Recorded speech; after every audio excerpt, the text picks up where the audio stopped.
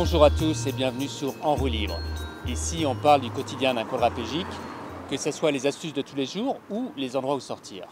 Si vous vivez au Québec ou que vous voulez venir visiter le Québec, souscrivez à cette chaîne car je parle régulièrement des meilleurs endroits adaptés. Aujourd'hui, on va aller visiter un incontournable des gourmands au Québec. On va même pouvoir rencontrer un des fondateurs. Cet endroit, c'est Mamie Clafoutis. C'est dans la série des endroits où sortir et on va voir ce que ça donne en termes d'accessibilité. Mamie Clafoutis, c'est 9 boutiques au Québec et en Ontario, il y en a une.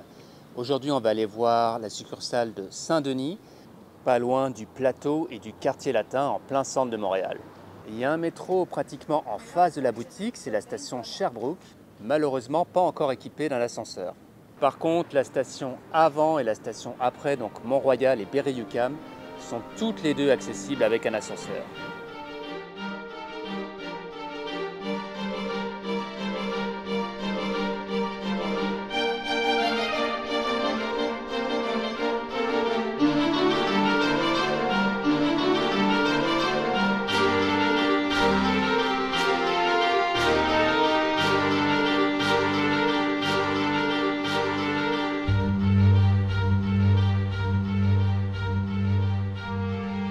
Bonjour Nicolas et merci de nous recevoir chez Mamie Clafoutis.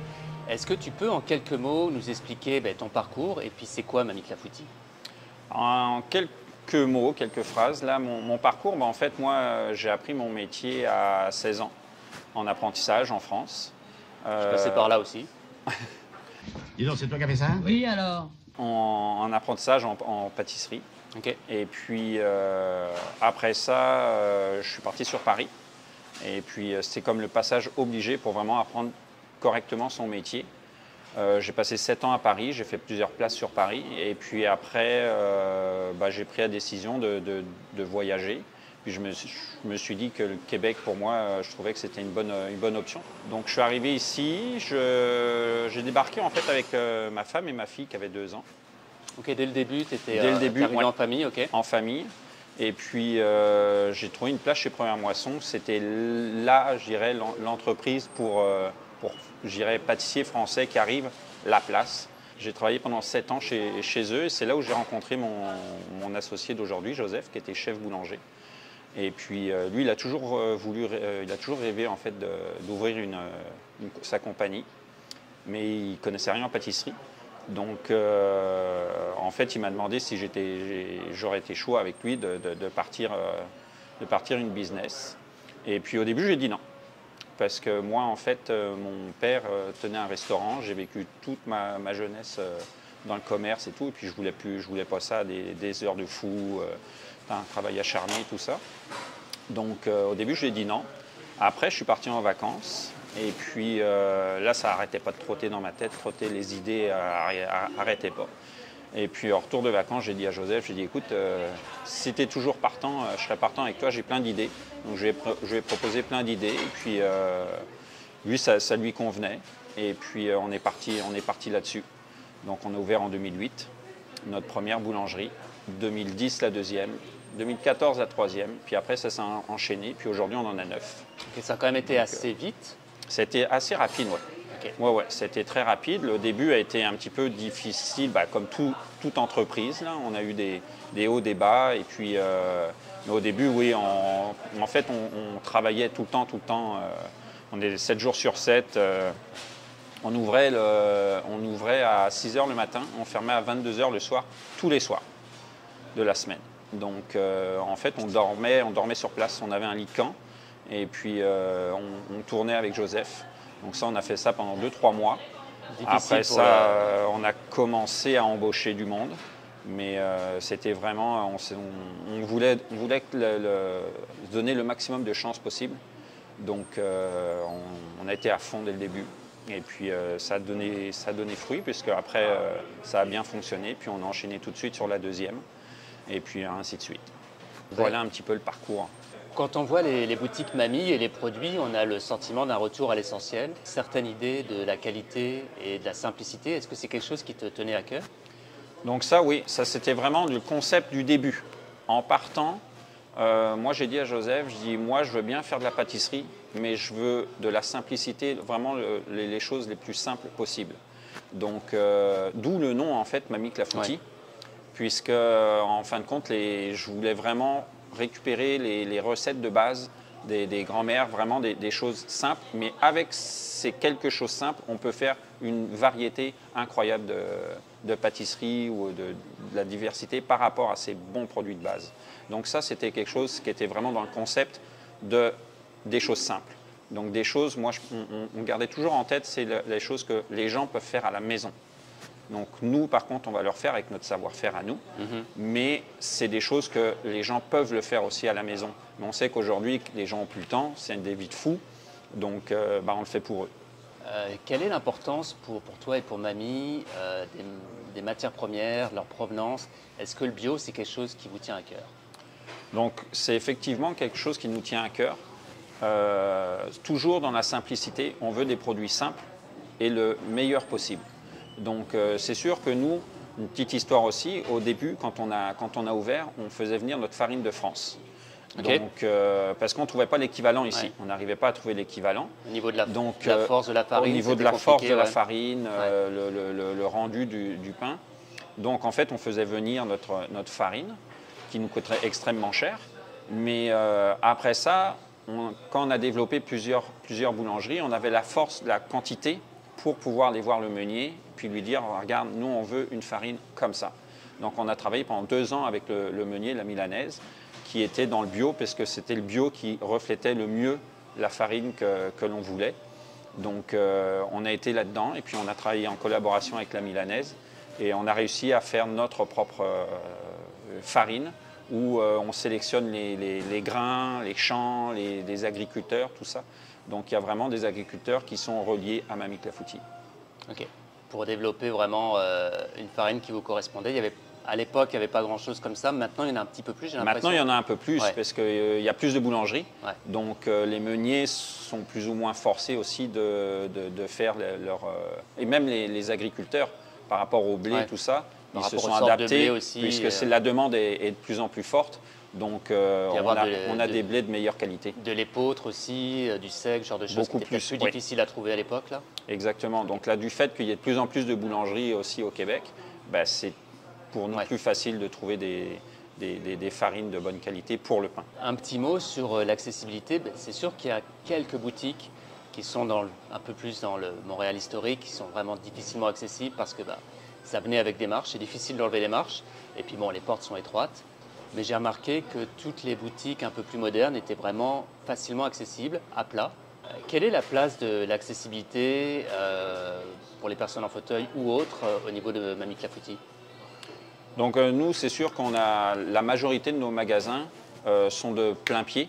Donc l'accessibilité est quand même assez facile pour les gens en chaise roulante ou à mobilité réduite. Ensuite, les toilettes aussi. La majorité ont les toilettes au rez-de-chaussée, donc tout est fait pour accommoder tout le monde. Excellent, il n'y a pas toujours des portes automatiques, mais c'est vraiment facile d'appeler ou de faire signe au niveau de la porte, comme j'ai fait ce matin d'ailleurs. C'est vrai qu'on a un achalandage assez régulier, ce qui fait qu'il y a toujours une personne pour aider, pour ouvrir la porte.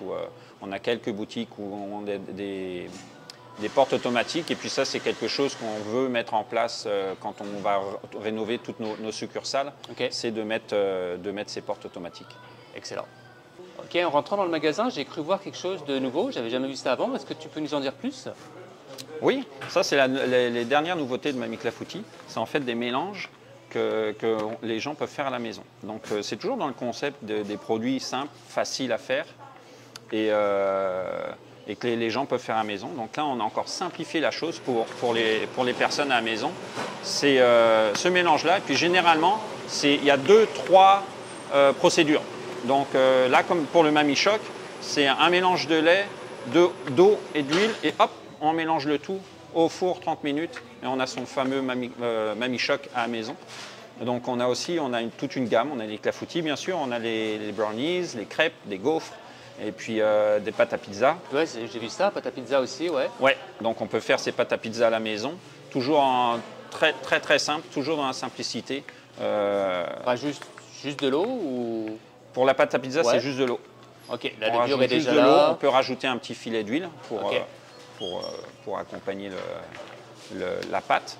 Et puis, mais les procédures sont très très simples. On a fait des tests avec soit des personnes très âgés ou soit des enfants à bas âge et ils ont réussi les produits. Donc c'est pas encore fait pour un tout le test monde. avec une personne handicapée, là, ça vaut le coup de le faire. Aussi, on peut aussi. Mais c'est vraiment adapté à tout le monde. Excellent.